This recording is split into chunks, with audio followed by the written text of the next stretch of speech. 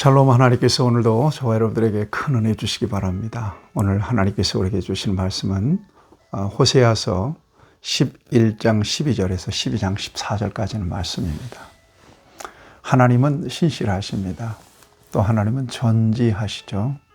변함없으십니다. 우리의 안과 밖을 다 아십니다. 우리의 동기 또 숨은 목적까지도 하나님은 다 밝히 아십니다.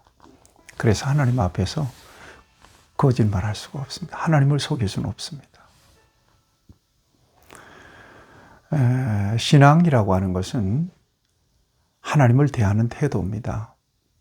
하나님 앞에서 하나님께서 내게 주신 은혜와 하나님의 말씀을 통하여 진실하게 응답하는 것입니다. 보답하는 것입니다. 이것이 신앙입니다. 의식이 아닙니다. 형식이 아닙니다. 그러면 종교죠. 그러나 기독교 신앙은 종교가 아닙니다. 삶입니다. 진실하게 참되게 하나님 앞에서 응답하는 거죠. 여러분, 저와 여러분들이 어디를 가든지 하나님의 계심을 의식하셔야 됩니다.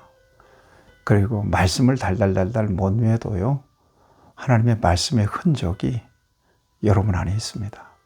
또 여러분 안에 주님이 계시기 때문에 주님께서 무엇이 올바른 길이고 무엇이 옳은 선택인지 그런 선택인지를 가르쳐 주십니다.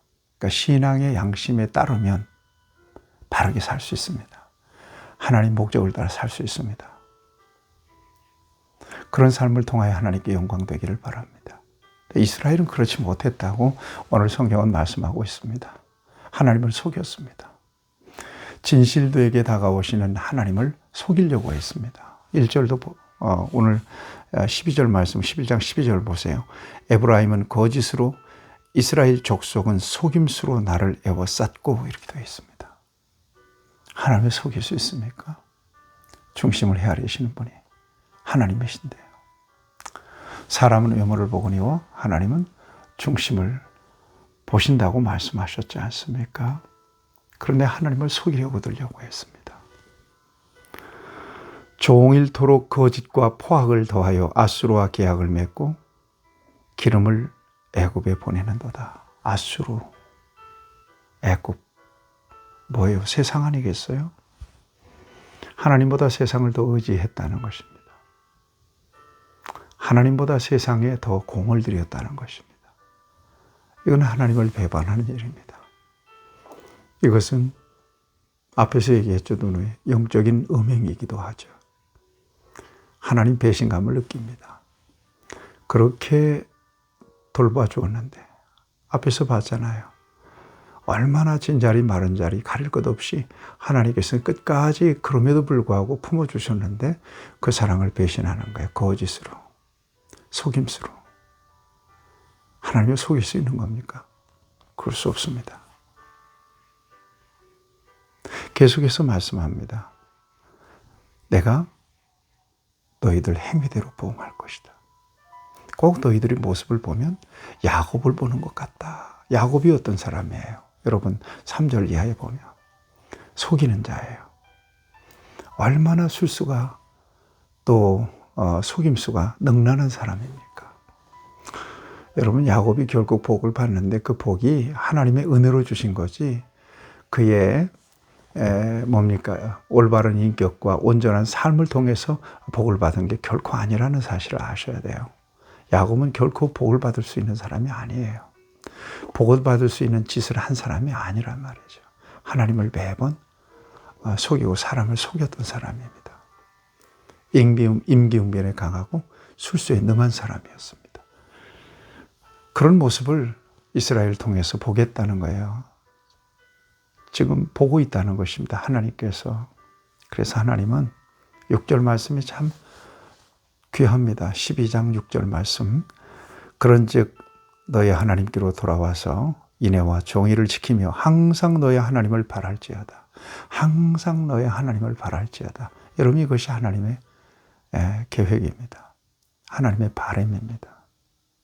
저와 여러분들이 언제나 세상 의지하고 자기 능력 의지하고 또 뭔가 세상에서 그 화려하고 또 뭐 대단한 것들을 이렇게 찾고 구하고 그것을 위해서 시간과 또 에너지를 낭비하는 것보다도 정말 진실되게 하나님을 찾으며 하나님께 응답하는 삶을 살아가는 것은 너무나 중요합니다.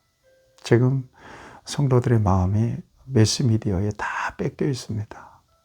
여러분 신앙생활 디지털로 하면 안 되고요. 아날로그로 해야 됩니다. 성전에 나와야 됩니다. 그 다음에 하나님 앞에 진실하게 무릎을 꿇어야 됩니다. 여기에서 진정한 신앙의 발현이 일어나게 되는 거예요. 하나님을 부르긴 부르는데 하나님과 피상적인 관계 속에서 그렇게 살아가는 그리스도인들이 이 땅에 얼마나 많아요? 네, 마치 그냥 종교 생활하는 거죠. 그러나 하나님은 그런 하나님이 아닙니다.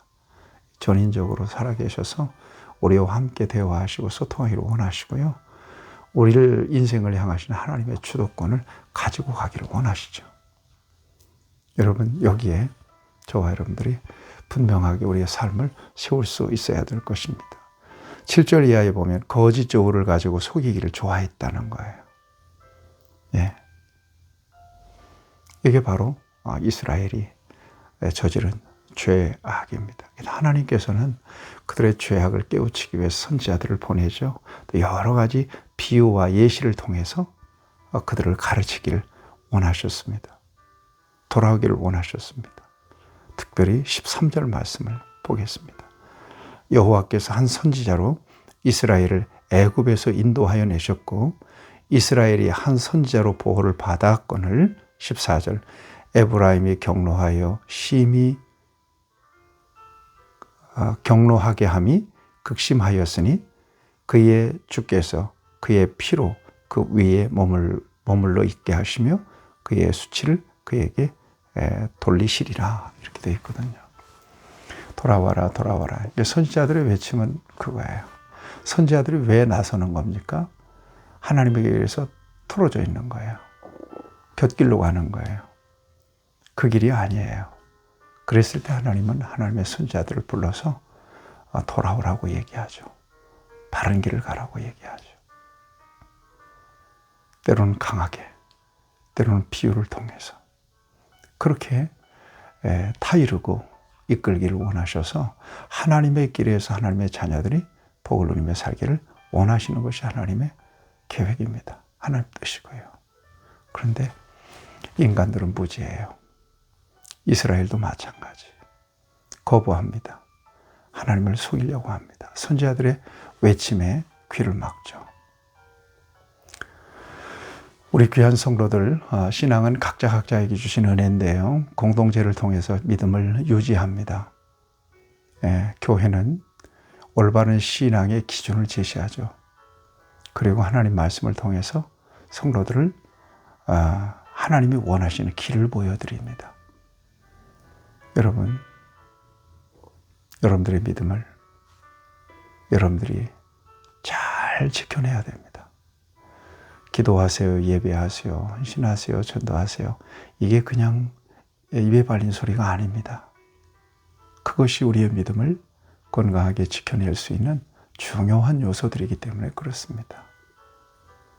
요즘은 우리 교회에서 성경 얘기하잖아요.